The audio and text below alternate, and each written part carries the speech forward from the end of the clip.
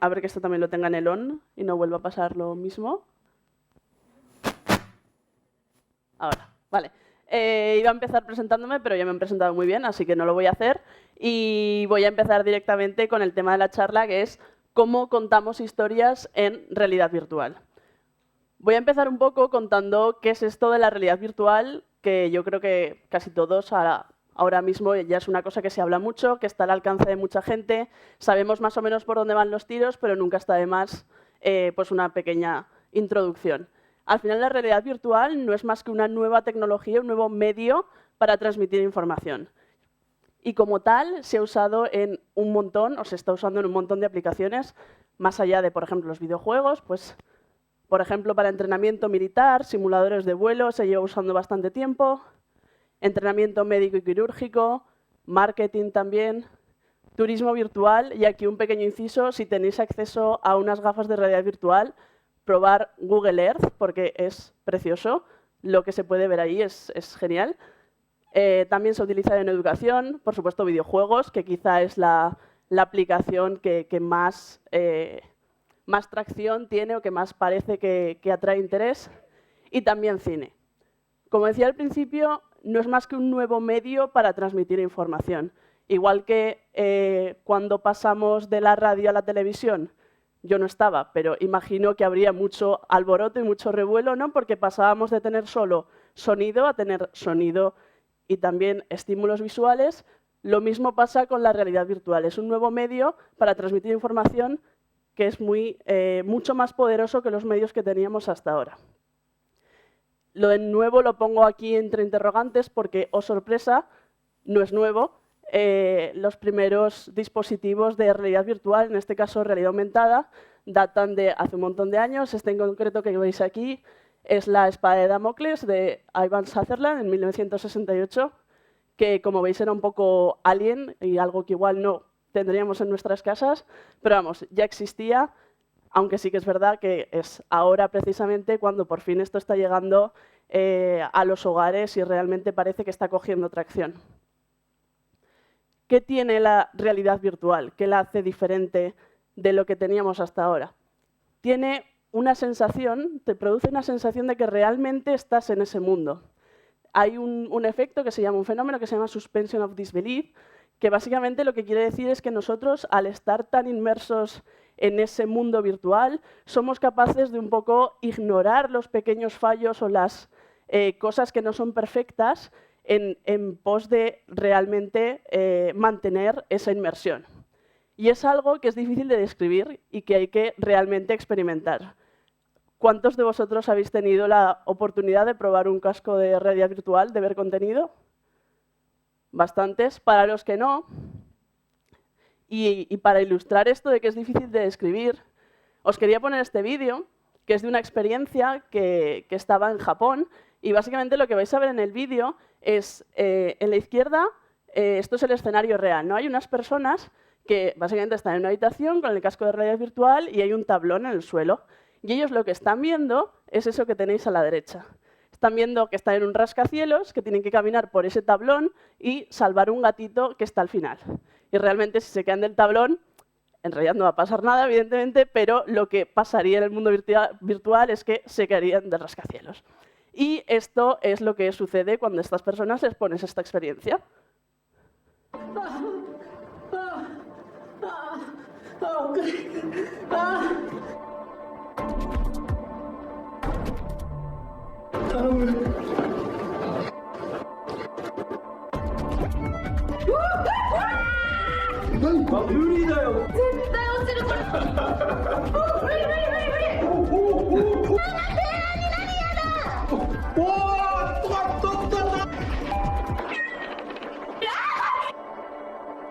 Bueno, es cierto que igual es un poco exagerado, pero os puedo asegurar que es algo que realmente sucede. A mí me ha pasado, yo aparte de hacer investigación en estos temas, pues también me juego a videojuegos y tengo un dispositivo en casa y juego a cosas. Me ha pasado estar en el borde de algún sitio alto y realmente yo saber que estoy en mi casa, en mi habitación y que no me va a pasar nada. Pero el bloqueo cerebral que te... ¿Esto soy yo? No sé cómo estoy haciendo esto. El bloqueo cerebral que te impide hacer ese salto y caerte al vacío es muy fuerte. O sea, el cerebro realmente nos está diciendo que estamos ahí. Y eso es una inmersión que es difícil de conseguir con otros dispositivos como puede ser la televisión tradicional. ¿Por qué sucede esto?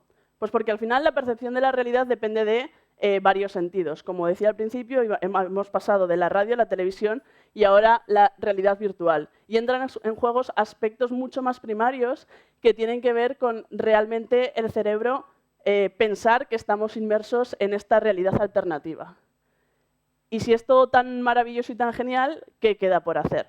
Quedan muchísimas cosas por hacer. Hay un montón de retos actuales en el campo de realidad virtual. Muchos de ellos que veis aquí están relacionados sobre todo con el tema hardware, con el tema mareos, con el tema el mundo virtual es infinito y mi habitación es de 2 por 2 metros, ¿qué hago con esto? Y además, y de lo que os quería hablar hoy, es del tema de generación de contenido, que es lo que os voy a contar ahora. Lo primero, ¿por qué? ¿Por qué es un reto generar contenido para realidad virtual? Es un reto porque nosotros estamos acostumbrados a ser un elemento pasivo. Nosotros estamos sentados en el sofá o en el cine o delante de la pantalla del ordenador y tenemos como elemento externo un monitor, una pantalla, el cine, y ahí es donde se proyecta la información. En cambio, en realidad virtual, el usuario es un agente activo dentro de esta escena. Puede haber más o menos interacción, dependiendo si es un contenido más narrativo o más estilo videojuegos, pero al final eres un agente, eres algo que está dentro de esa escena. Ya no estoy viendo la tele allí apartada como algo externo, sino que soy yo el que está dentro de esta misma escena. Y además, esto tiene un problema adicional, que es que la mayoría de los casos, hay casos que solo hay realidad virtual 180 grados, pero en la mayoría de los casos tenemos 360 grados a nuestro alrededor. Si alguien sabe cómo parar esto, que me lo diga, porque yo no sé qué estoy haciendo para que haga ruido y lo siento. Entonces, ¿cuál es el problema adicional de este? Es un poco difícil de poner en 2D, pero lo que os tenéis que imaginar es básicamente esto es como 360 grados desplegados, ¿vale? Pues que yo cuando me pongo los cascos tendría alrededor de mí 360. Y este es un ejemplo de una filmmaker de Google que ha creado para ilustrar esto. Y es una historia de una niña que te cuentan cómo toca el violín y va a la universidad, etcétera, etcétera. Y este es un ejemplo que me gusta mucho, porque si nosotros nos ponemos el casco, si, por ejemplo, miramos hacia la niña, este es todo el trozo de escena que vamos a ver. Pero detrás nuestro estarían esta otra parte, que son los padres. Entonces, algo que en cine tradicional es tan sencillo como, si yo quiero que veas a la niña y a los padres, enfoco a la niña y enfoco a los padres.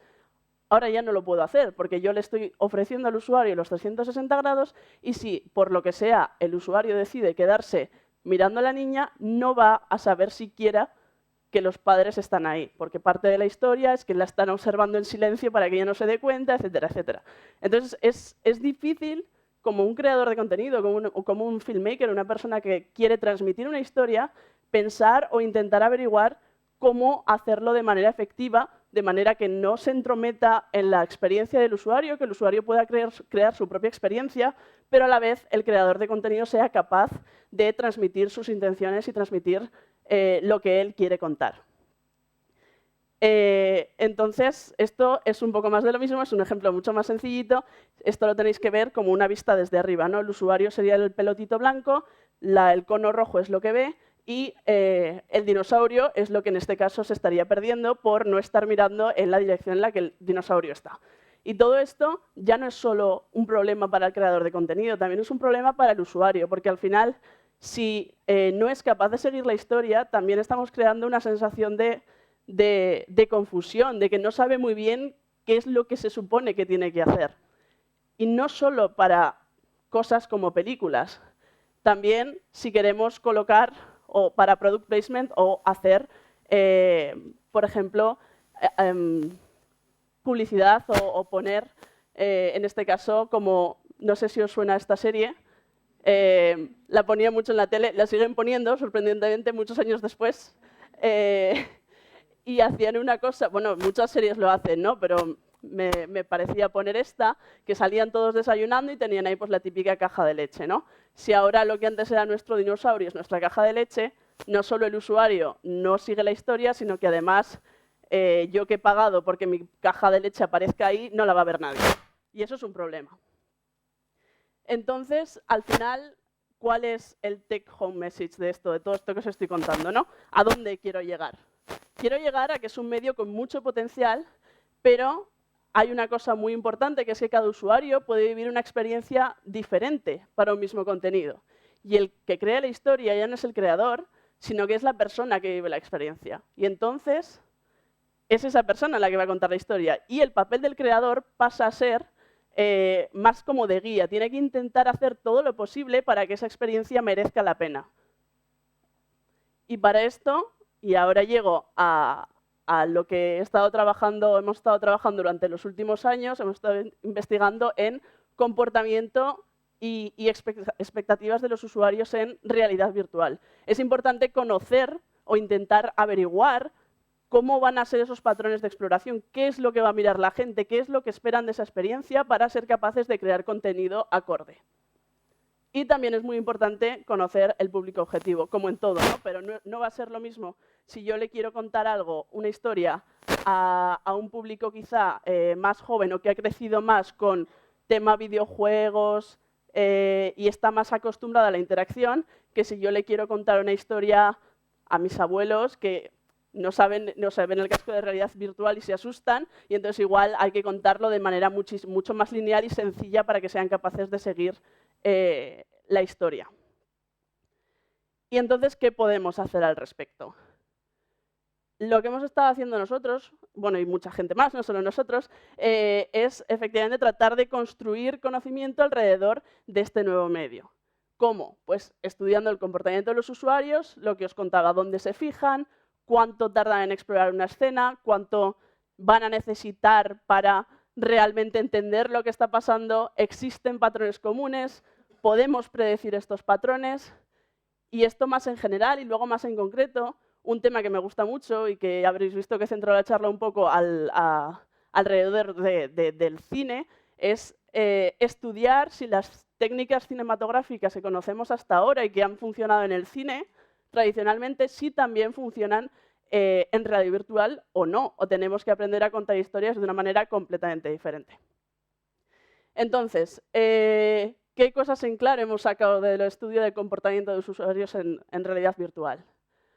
Esto que veis aquí son 80 usuarios explorando una escena de 360 grados. Los puntitos es cada uno de los usuarios donde está mirando y la caja es qué parte de la escena puede observar a la vez, cuánta parte de la escena está observando cuando mira a cierto punto. Si miráis esto, o al menos yo si lo miro, no soy capaz de ver qué está pasando aquí. A mí esto me parece un caos y si me preguntan si hay algún patrón común, mi respuesta sería no. Pero en realidad existen, hemos estado trabajando en métricas y existen maneras de intentar cuantificar estos patrones. Esta es la misma escena y esto que veis aquí es un mapa de calor de en qué puntos se ha fijado más la gente. Si os fijáis, la mayor parte de la escena apenas recibe atención. Hay como 3 puntitos por allá y otros 3 puntitos por aquí. Y al final, lo creéis o no, toda esa vorágine de puntos que veíais antes, al final resultan en que la mayoría de la gente ha terminado mirando sobre todo a estas zonas que veis aquí. Y esto lo podemos hacer con un montón más de contenido. ¿Qué podemos hacer con esto? Intentar, pues, variando el contenido visual que ven los usuarios, intentar aprender realmente qué es lo que les llama la atención y cómo podemos construir una escena o cómo podemos disponer los elementos en nuestra escena para que realmente consigamos captar su atención o dirigirlos a lo largo de la escena. Entonces, de todos estos que hay aquí, he elegido 2 ejemplos que me parecen curiosos o no curiosos, un poco obvios quizá. Uno es este. Esto es una escena que realmente solo hay contenido en un trozo de la escena y en el resto no hay nada.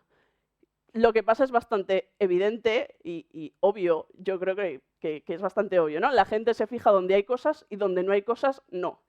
Es algo muy obvio, pero es algo que es importante saber. Si yo al final tengo una necesidad extrema de que mi usuario se fije en cierta parte del contenido, Igual no hace falta llegar tan lejos y poner todo vacío, pero igual sí que puedo intentar crear una escena de manera que haya un elemento que llame mucho la atención, un elemento grande, un elemento fuerte, y el resto que sea más de fondo, sin colores llamativos o de manera que no llame mucho la atención. Pero no siempre tenemos esta opción. Podemos jugar también con otros elementos. En esta escena es relativamente, hay cosas por la escena, no está vacía, pero si os fijáis, la gente en el mapa de calor solo se ha fijado en 3 puntos muy concretos. Esos 3 puntos muy concretos son gente. Nuestro cerebro, por alguna razón, está programado, bueno, por alguna razón no, porque somos gente y nos gusta identificar a otra gente. Entonces, al final, estamos muy bien, entre comillas, programados para detectar o para fijarnos en las caras de otra gente, ¿no? Entonces, es algo también a tener en cuenta que normalmente lo que va a pasar es si hay personas en nuestra escena, si están llevando a cabo acciones, si están haciendo algo, la atención de los usuarios se va a desviar hacia ese tipo hacia las personas, y si por ejemplo yo pongo algo encima del escritorio, es bastante posible que al final la mayoría de la gente pase de largo porque se está fijando en lo que está haciendo este señor que se está moviendo por aquí. Y estos son solo 2 ejemplos, pero hay un montón más de ejemplos y de cosas que aprendimos con esto, y al final os pondré un link a la web por si a alguien le interesa este tipo de cosas. Y al final un poco el resumen de esto es que podemos intentar predecir o aprender dónde va a mirar un usuario dependiendo de cómo está dispuesto el contenido. Que además, esto es algo que no lo he dicho antes, pero es algo que también parece muy obvio, pero es importante tenerlo en cuenta. Y es que normalmente la gente, yo creo que igual como bastante parecido a la vida real, en todas estas escenas, aunque hubiese contenido arriba y abajo, la gente suele fijarse solo en lo que es su línea de visión.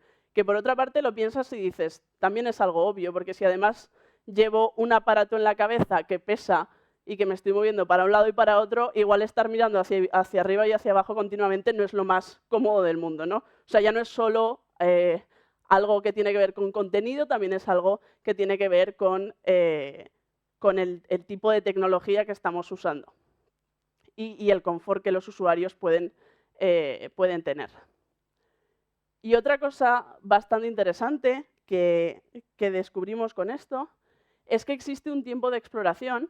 Al principio, cuando nosotros soltamos a un usuario en una escena de realidad virtual, yo también lo hago, claro. Lo primero que me interesa es ver qué hay, para ver qué me interesa y qué es lo que se supone que tengo que hacer aquí, ¿no? Entonces hay un tiempo de exploración que se puede cuantificar y podemos decir, vale, este es el tiempo que, entre comillas, le vamos a dejar al usuario para que explore la escena, y después de eso ya realmente pueden empezar a pasar cosas. Si fuese una película, pues si lo metemos en una habitación nueva que no ha visto nunca, vamos a dejar que explore un poco, que vea exactamente qué hay en la habitación y luego ya comenzamos a contar la historia, y entonces es mucho más fácil atraer la atención del usuario a lo que queremos si ya le hemos dejado pues cierto tiempo de exploración.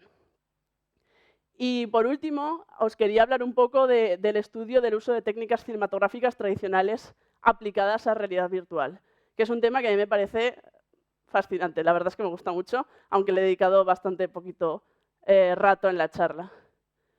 Nosotros, al final, supongo que en mayor o menor medida todos aquí hemos ido al cine alguna vez, hemos visto películas, ¿no?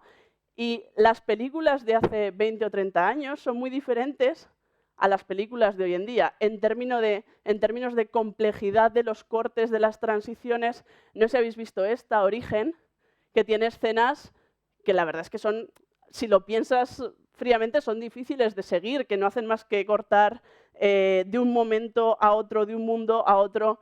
Son técnicas cinematográficas muy complejas que al final han ido evolucionando a lo largo del tiempo. Y es una cosa que a mí me parece increíble, que en el mundo real nosotros ese tipo de cosas no las vemos nunca, no es algo que nosotros estemos acostumbrados. En el mundo real nosotros vemos un flujo continuo de información, y en cambio en el cine, estas secuencias discontinuas somos capaces de interpretarlas aún así como una secuencia continua y coherente de eventos.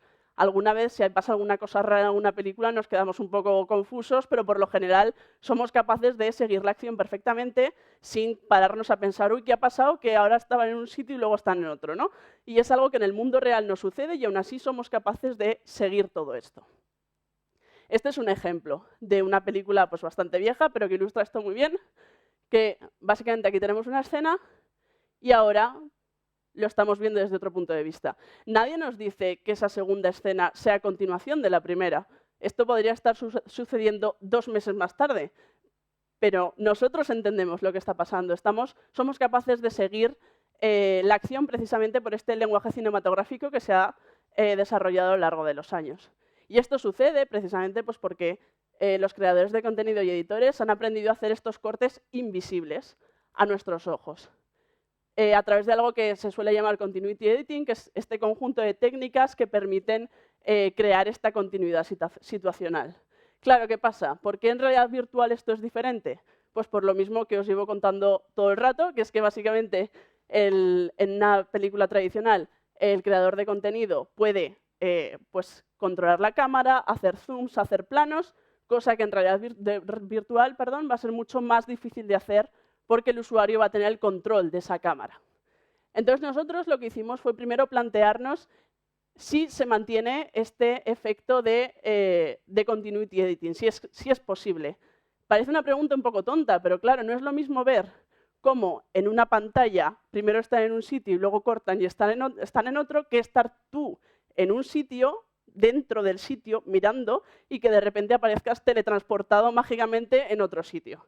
Entonces, queríamos ver si este tipo de continuidad situacional se mantenía incluso a través de este nuevo medio. Y luego, además, si estos típicos cortes, pues como el que os he enseñado de La Noche de los Muertos Vivientes, si seguían funcionando en realidad virtual. Y para ello lo que hicimos fue grabar una serie de vídeos en el que aparecían cortes relativamente sencillitos y, de nuevo, tener un montón de gente viendo estos cortes, intentar cuantificar cómo eran estos patrones y qué era lo que realmente la gente estaba viendo y estaba haciendo, cómo estaban reaccionando ante estos cortes. Y no voy a entrar mucho en detalle porque podría estar aquí hablando mucho tiempo, pero si os interesa, de nuevo, al final pondré un link.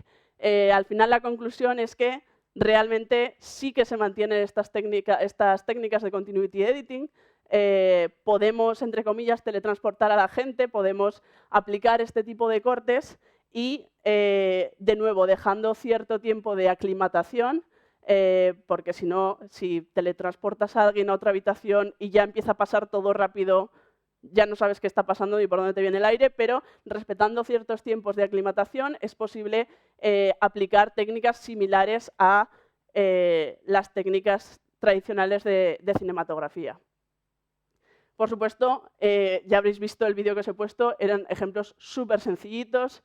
Esto no está nada más que empezando, queda muchísimas cosas por explorar, más tipos de cortes, más complejidad, la influencia del sonido, que no he hablado en esta charla porque no da, pero es muy importante, y es lo que estamos haciendo ahora con una cinematografía que se llama Félix and Paul de Canadá, que se dedica pues, a crear contenido de realidad virtual, y estamos trabajando con ellos para intentar dilucidar qué es lo que se puede y no se puede hacer. Entonces, a la pregunta ¿cómo contamos historias en realidad virtual? Y con esto ya termino. La respuesta, siento decepcionaros, pero no lo sabemos, no está claro del todo, pero es un campo muy activo tanto en investigación más por parte de universidad como en muchísimos creadores de contenido que están experimentando de manera, pues arriesgando más, arriesgando menos, pero al final experimentando con todas estas cosas para ver qué es lo que causa una buena impresión y qué es lo que no.